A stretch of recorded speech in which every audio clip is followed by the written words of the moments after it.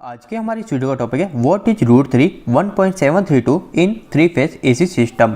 मतलब कि जैसा कि हम सभी को पता है कि हमारा जो थ्री फेज सिस्टम होता है और एक हमारा एसी का सिंगल फेज सिस्टम होता है, और जो हमारा सिंगल फेज और थ्री फेज इन दोनों के जो सिस्टम होते हैं, इन दोनों सिस्टम के जो फॉर्मूले होते हैं वो पूरी तरीके से अलग हो जाते हैं। किस तरीके से अलग हो जाते हैं, जैसे कि हम एग्जांपल लेते हैं कि हमको किसी भी उपकरण का करंट पता करना है। जैसे एक मेरे पास में मोटर है, अगर मेरे को उसका करंट पता करना है तो मैं क्या करता हूँ, ऊपर रख देता हूँ पावर और नीचे इसमें डिवाइड कर देता हूँ। दोनों केस में सिंगल फेज में भी ऊपर पावर रख देता हूँ, पर नीचे इसमें क्या डिवाइड करता हूँ, सिंगल फेज की बात करें तो वोल्टेज इनटू पावर फैक्टर। ये दोनों चीजें मैंने मल्टीप्लाई करके पावर से भाग लगा दी। पर अगर मैं थ्री फेज सिस्टम की बात करूं तो थ्री फेज सिस्टम के अंदर एक और नई चीज आ जाती है, वो होती है रूट 3, जिसकी वैल्यू 1.732 होती है। और इसी के साथ में हम वो का वही फॉर्मूला होता है पावर फैक्टर का। मतलब कि जो हमारा थ्री फेज सिस्टम होता है, इसके अंदर जितने भी फॉर्मूले का कैलकुलेशन होता है उसके अंदर हम रूट 3 को जरूर मल्टीप्लाई करते हैं वोल्टेज के साथ में। तो आज हम यही जानेंगे कि आखिर ये रूट 3 क्या है, इस रूट 3 का मतलब क्या है। तो दोस्तों वीडियो को स्टार्ट कर लेते हैं। दोस्तों अगर मैं आपको बिल्कुल आसान शब्दों में और सिर्फ एक लाइन के अंदर इसका आंसर दूं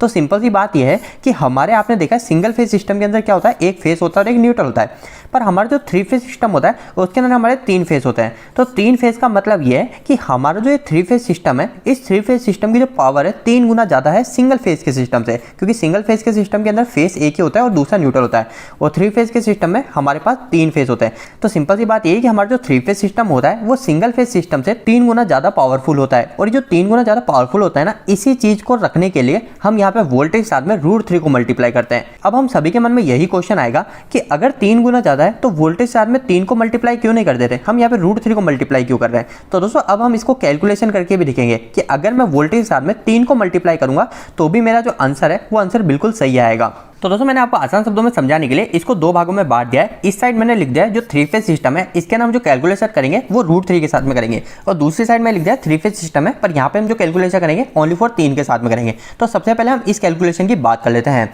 तो दोस्तों हम कैलकुलेशन किस चीज़ की करेंगे, हम ये मान लेते हैं कि हमको वोल्टेज पता है और हमको करंट पता है और हमको पावर फैक्टर पता है। हमको ये तीनों चीज़ें पता है और हम निकालेंगे पावर। यानी हमारा कोई भी एक, आप मान लीजिए कि हमारे पास में एक मोटर है जो कि थ्री फेज सप्लाई से चलती है, और जो थ्री फेज सप्लाई से मोटर चलती है इसको हम यहाँ पे वोल्टेज दे रहे हैं 415।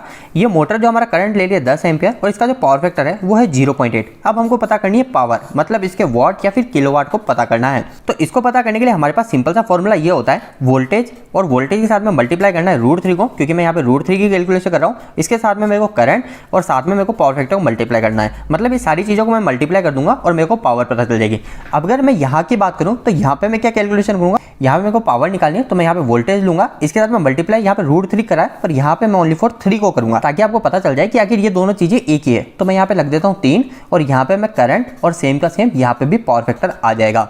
तो दोस्तों अब हम इस फॉर्मूले के अंदर ये मोटर की वैल्यू को पुट कर देते हैं। सबसे पहले वोल्टेज हमारे पास कितने 415, तो मैं यहाँ पे 415 लिख देता हूँ। इसके बाद में यहाँ पे रूट 3 है तो मैं यहाँ पे रूट 3 भी लिख सकता हूँ या फिर 1.732 भी लिख सकता हूँ। मल्टीप्लाई करूंगा मैं एम्पियर कितना है 10 एम्पियर और साथ में पावर फैक्टर कितना है 0.8। तो मैं इन सबको मल्टीप्लाई करके इसकी कैलकुलेशन निकाल लूंगा। तो मैंने अब कैलकुलेटर लिया और 415 इंटू रूट 3 की वैल्यू 1.732 इंटू 10 एम्पियर जो है इसके साथ मल्टीप्लाई करूंगा मैं 0.8 जो कि पावर फैक्टर है। अब मैं इन सबको मल्टीप्लाई करूंगा तो मेरा जो आंसर आया वो हमारे आगे वॉट जो कि है 5750 वॉट। तो मैं यहाँ पे लिख देता हूँ 5750 वॉट हमारे आंसर आए। अगर मैं इसको किलोवाट में कन्वर्ट करूँ तो मेरे को 1000 से भाग लगाना होगा, और 1000 से भाग लगाते ही 10 से 10 कट जाएगा और 2 के आगे पॉइंट आ जाएगा। तो मतलब ये हो जाएगा मेरा 5.75 किलोवाट।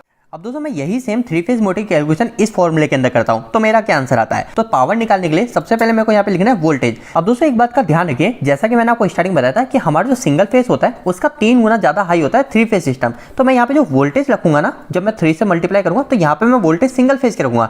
तो सिंगल फेज के जो वोल्टेज होंगे वो होंगे 240 वोल्टेज के आसपास। ये वोल्टेज कितने होंगे सिंगल फेज के वो आप फेज और न्यूट्रल में चेक कर सकते हैं। अगर आप ऐसे भी नहीं करना चाहते तो आप क्या करेंगे, हमारे जो थ्री फेज के वोल्टेज है 415 है ना, 415 के अंदर भाग लगा देंगे 1.732 का, जिससे हमको एक फेस वोल्टेज पता चल जाएगा। तो फेस वोल्टेज डायरेक्ट मैं मल्टीमीटर चेक किया, ये 240 आ रहा है। इसके साथ में मैं मल्टीप्लाई करूंगा 3 गुना। तो यहाँ पे मेरे 3 फेज है तो मैंने मल्टीप्लाई 3 कर दिया। इसके बाद में मल्टीप्लाई करूंगा करंट का जो कि 10 एम्पियर था पहले वाले केस में, तो यहाँ पे भी मैं 10 एम्पियर लिखूंगा और साथ में पावर फैक्टर को मल्टीप्लाई करना है। तो पावर फैक्टर हमारी मोटर का है 0.8, तो मैं यहाँ पे भी 0.8 लिख देता हूँ। अब दोस्तों फटाफट से कैलकुलेटर से इसे भी कैलकुलेशन कर लेता हूँ। तो यहाँ पे सबसे पहले मेरे वोल्टेज 240, इसको मल्टीप्लाई करा 3 जो है हमारी 3 गुना पावर है तो 3 से मल्टीप्लाई करा। इसके साथ में 10 जो कि एम्पियर है तो 10 से मल्टीप्लाई करा। इसके साथ में आखिर में है 0.8 जो कि पावर फैक्टर है तो 0.8 से मल्टीप्लाई करा। इसके बाद में जो मेरी पावर आई वो आई 5760। तो ये जो पावर है ये पावर है हमारी वॉट के अंदर। और अगर मैं इस पावर को किलोवाट में बदलना चाहता हूँ तो मेरे को 1000 से भाग करना पड़ेगा। तो 1 0 से 1 0 कट गया और 2 0 और बचे तो 2 के आगे पॉइंट आ जाएगा। तो ये हो गया मेरा 5.76 किलोवाट। और दोस्तों यहाँ पर भी आप सेम चीज देख रहे हैं 5.75 किलोवाट और यहाँ पे 5.76 किलोवाट।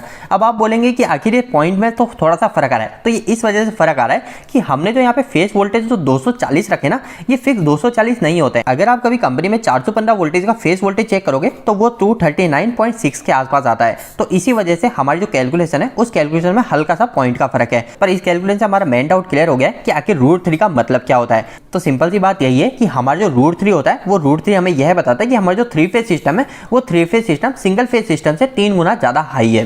दोस्तों इस वीडियो खत्म करने से पहले आप सभी के लिए एक महत्वपूर्ण सूचना है कि अगर आप कहीं पे भी इलेक्ट्रिकल या फिर मैकेनिकल फील्ड की पढ़ाई या फिर जॉब कर रहे हैं तो हमने एक वेबसाइट स्टार्ट करी है जिसका नाम है www.engineeringdost.com। दोस्तों इस वेबसाइट पे आपको काफी अच्छे हिंदी में इलेक्ट्रिकल और मैकेनिकल से जुड़े आर्टिकल मिलेंगे। और आपको यहाँ पे जो भी आर्टिकल मिलेंगे वेबसाइट पे ये इतने आसान शब्दों होंगे कि यहाँ पे कोई 8वीं या 10वीं क्लास के लड़के भी जाके इनको पढ़ते हैं वो भी अच्छे से इलेक्ट्रिकल मैकेनिकल को समझ जाएंगे। तो एक बार हमारी वेबसाइट से जरूर जुड़िए। इसके लिए आप गूगल पे जाके सर्च मार सकते हैं इंजीनियरिंग दोस्त। और आपको हमारी वेबसाइट कैसी लगी प्लीज हमें वहाँ पे कमेंट बॉक्स में कमेंट करके जरूर बताइएगा। दोस्तों आपको यह वीडियो कैसा लगा, इस वीडियो को लाइक करके जरूर बताएं। अगर आपको कोई भी सवाल इस वीडियो के प्रति या फिर इलेक्ट्रिकल जुड़ा है तो आप मुझे नीचे कमेंट बॉक्स में कमेंट करके पूछ सकते हैं। इलेक्ट्रिकल की वीडियो अगर आप हिंदी में देखना पसंद करते हैं आज हमारे चैनल को सब्सक्राइब कर लीजिए। आज के लिए इतना ही, धन्यवाद।